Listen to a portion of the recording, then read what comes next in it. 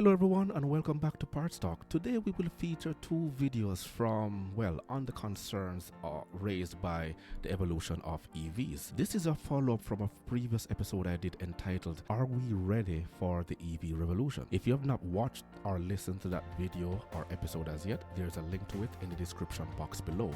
But before we begin, please hit that like button for more content and subscribe if you find my topics informative. So you will be notified when I drop a new episode. It will only take you 1.5 seconds. A friendly reminder again that I may be the only program that takes you beyond the sales department consistently. Others focus specifically on cars, their performances, look, style, features, and DIY videos from mechanics. This is a video greatly compiled and presented by City Beautiful with the title, Will Electric Cars Kill Gas Station? I will only play bits and pieces of it for copyright infringement, of course, and for fair use. But of course, I'm going to stay a little bit more on the topics of EVs because as a parts professional, I know that problems will be coming and we are not yet ready. I think we're pushing the mantle for green efficiency, emission control, emission reduction, and reducing our carbon footprint. But at the same time now, it has to be a collaborated effort between our governments and car manufacturers. But at the same time now, it is affecting the individuals who are going to be dependent on this technology, which is the consumer themselves. So I will be going more into it, but if you get the idea, will electric cars kill gas stations? And gas stations, believe it or not, plays a vital part in the way our economies run. Let's get a little bit into it. Now, there are a few things to know about gas stations that will help us understand what their future might be. For one thing, it's useful to think about gas stations as convenience stores that happen to sell gas. 80% of convenience stores also sell gas, and about 80% of all gas is sold through convenience stores. The rest is sold through actual car service stations and warehouse stores like Costco and Sam's Club.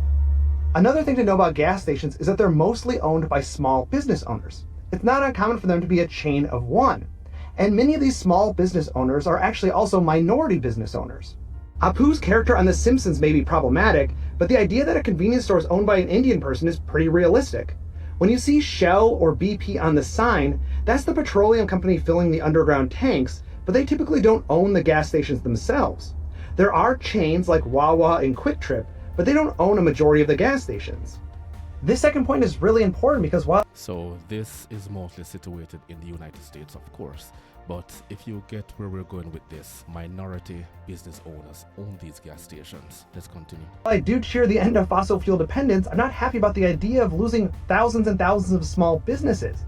Gas stations employ almost 1 million people in the United States. And while those aren't known for being great jobs, that's still a lot of people relying on gas stations. Exactly. And you're talking about taking out a fraction of the working class, a fraction of the taxes, a fraction of people who have families dependent on them. In business.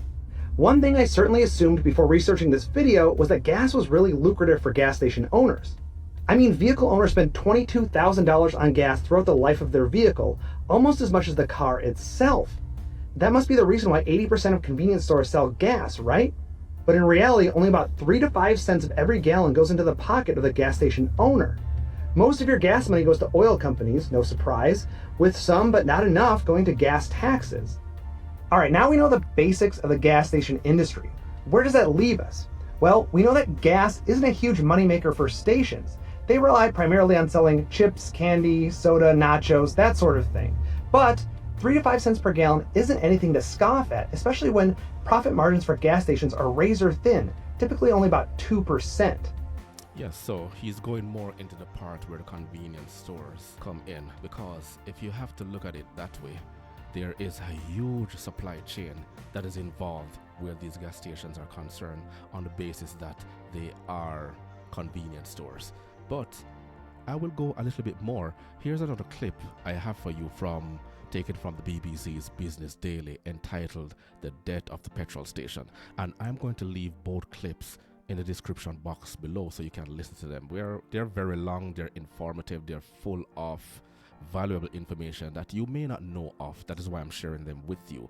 But at the same time now, I'm just want to pinpoint the points I have to share along with you, if you know what I mean, right? So here is a fuel station owner telling his side of the story. Basically, if tomorrow everybody starts driving electric cars, then we are going to be in big trouble. Sanjeev Patel owns a fast-growing business in Northern California, but he is not your usual Silicon Valley entrepreneur. He runs what is now a chain of 25 gas stations. So my 25 gas stations. So can you imagine the amount of people those employ and the supply chain that is going to be vastly affected when these gas stations are locked down and the locks on the chains be put on the doors? background actually is computer engineering. So I've started internet company and essentially burned few $1 million of my and other people's money. And so this time I wanted to go into something that's more stable. So I ended up buying a gas station in Berkeley. It's a 100-year-old industry, right? And I thought nothing was changing.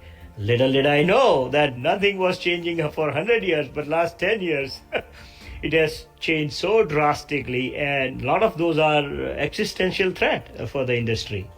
So he thought that nothing was going to change, but believe it or not, I mean, 10, 15 years ago, we didn't have smartphones walking around in our hands.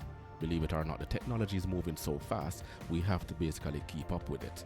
And I wish some of our politicians, not all of them, will understand this. See, our sites are designed for fast in and fast out. It takes 30 seconds to pull into the pump, 4 minutes to fill up, and in 3 minutes they're out the door. Charging, people needs half an hour at least in today's technology. Well, hold on, Sanjeev. That implies you're going to need a much bigger forecourt because people are going to sit there for so much longer. You need more space for more vehicles. That is going to be expensive, isn't it? Oh, it definitely is. And electric charging infrastructure is extremely expensive here in California. Historical gasoline service stations had about 200 to 600 ampere power coming in. With that, you probably can charge 2 cars. So you need to install the new transformer that provides the juice that charging cars need.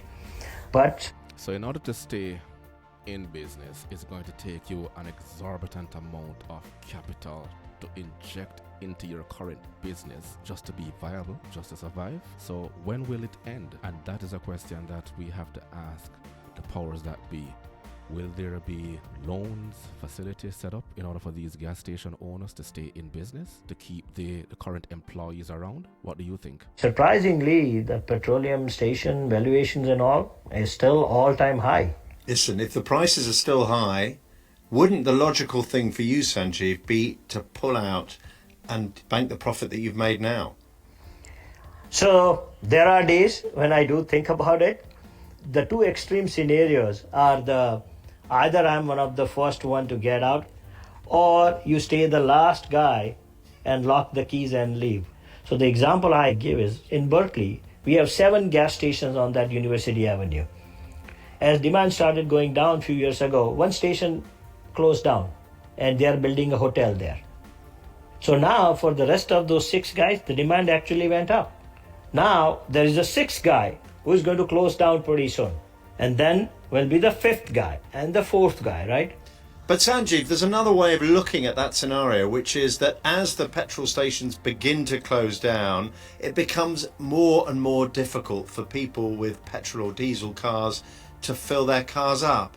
And there's a sort of death spiral, isn't it? On the one hand, it becomes easier to buy and use the electric car. It becomes more difficult to buy and use the fossil fuel powered car. Yeah, no, I think it's possible what you just explained about being death spiral. Counter to that could be that the power producers cannot provide enough power. Here in California, PG&E, our electric power provider, does not have enough juice to provide our current demand. So now if every corner will need that extra transformer to charge those 5 or 10 electric cars.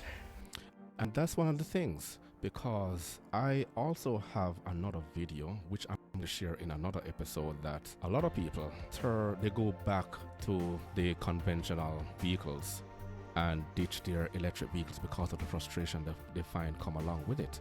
So that's another thing that we have to talk about. The link to this video will be in the description box. Let me close off this episode here by going along with City Beautifuls, the last part of what they have to say about the petrol stations, okay? And then we'll have you comment when we get back into it. Well, we've done a lot of informed speculation in this video, but we don't have to. We can just look into the future. A future where half of all cars sold are electric. We just have to catch a ride with Will Ferrell and head to Norway. I'm in Norway! Norway? You're in Sweden. Damn it! Norway's the world leader in EVs. 20% of all cars on the road there are electric, and the country plans on discontinuing the sale of gas-powered cars by 2025, only 4 years from now. What has happened to gas stations there? Unmanned gas stations, the kind without convenience stores, are not doing well as they are reliant on fuel sales. Larger chains like Circle K are adding EV chargers and welcoming EV drivers. One location even removed all of their gas pumps. EV customers there spend more time and more money in their convenience stores. The chain has been revamping interiors and added things like fresh cooked food and high-speed internet access to occupy travelers while their cars are charging. So some of Norway's gas stations may close and some already have. It's difficult to know exactly what will happen to the world's closed gas stations, which may number in the thousands. Some may sit vacant for quite some time. It's not always easy to repurpose a gas station. And the thing is, to close off, I'm just gonna end right here, just to say, there you have it, because both presentations are basically saying the same things from various perspectives. What I will add to this is that gas stations being extinct will have a negative impact on manufacturers and the suppliers who have built up a network over the years to supply these convenience stores for years and generations. Imagine an entire market being wiped out. Groceries, commissary items, knickknacks, dairy products. Some are licensed retailers for even alcohol. A one-stop shop for everything when you're going on trips and you need something convenient to go along with you on that journey. So this is a result of the cause and effect. We want EVs, we want to preserve the environment, but it also comes at a cost to someone else. So, but what do you think? Please leave your comments below. I hope you learned something today. Remember to smash that like button for more interviews and subscribe if you will be notified when a new feature is up. Until next time.